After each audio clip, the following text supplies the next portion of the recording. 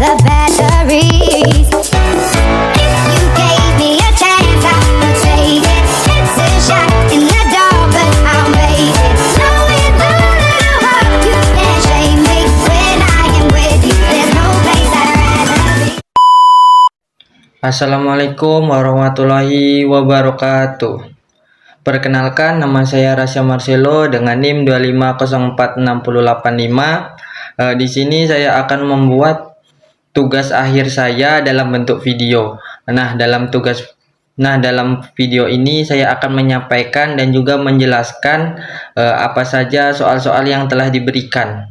Baik, langsung saja ke pertanyaan yang pertama, yaitu nilai-nilai apa yang dapat diambil dari sejarah Kerajaan Singosari dari awal kemunculannya hingga akhir atau kehancuran dari kerajaan tersebut. Dan kenapa saudara berasumsi bahwa nilai-nilai tersebut itu sangat penting? Jadi menurut saya ini terdapat beberapa nilai yang penting yang dapat diambil dari kerajaan Singosari. Yang pertama yaitu nilai kerja keras dan kepemimpinan.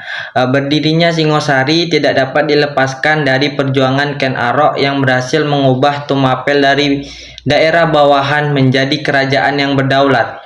Dari kisah ini terlihat bahwa kemampuan memimpin, keberanian mengambil keputusan, dan kemauan untuk memperbaiki keadaan dapat membawa perubahan yang besar. Nilai ini penting karena menunjukkan bahwa keberhasilan suatu bangsa atau organisasi tidak lahir secara instan, melainkan melalui proses dan perjuangan yang panjang. Kedua, yaitu ada nilai persatuan dan visi politik yang luas. Pada masa Kartanegara, Singosari ini mulai menjalankan politik ekspansi melalui ekspedisi Pamalayu. Kebijakan ini menunjukkan adanya kesadaran bahwa kekuatan wilayah tidak cukup hanya dibangun di pusat kerajaan, tetapi juga melalui hubungan dengan daerah lain. Nilai ini masih sangat relevan bagi Indonesia yang memiliki wilayah luas dan beragam.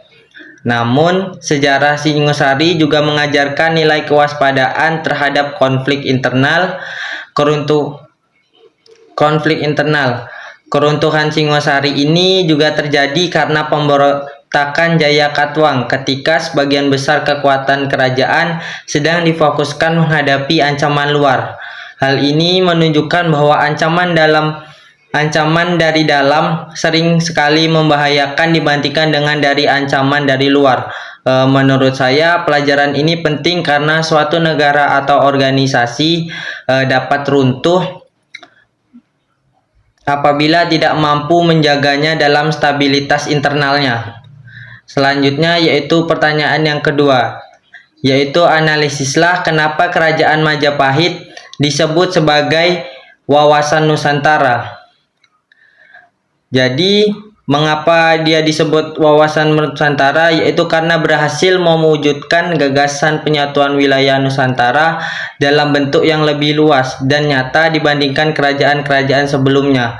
Apabila kerajaan ini dikenal sebagai pelopor integrasi wilayah maritim Nusantara, maka Majapahit menyempurnakan konsep tersebut melalui politik, ekonomi, dan budaya yang menjangkau berbagai wilayah kepulauan.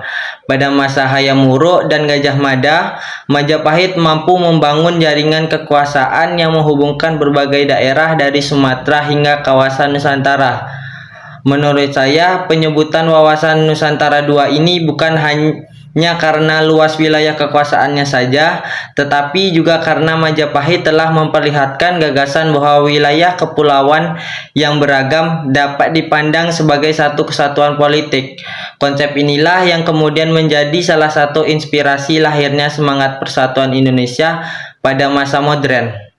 Selanjutnya, yaitu pertanyaan yang ketiga. Pertanyaannya yaitu berikan argumentasi saudara tentang Sumpah Palapa yang diucapkan oleh Gajah Mada saat diangkat sebagai Patih Majapahit.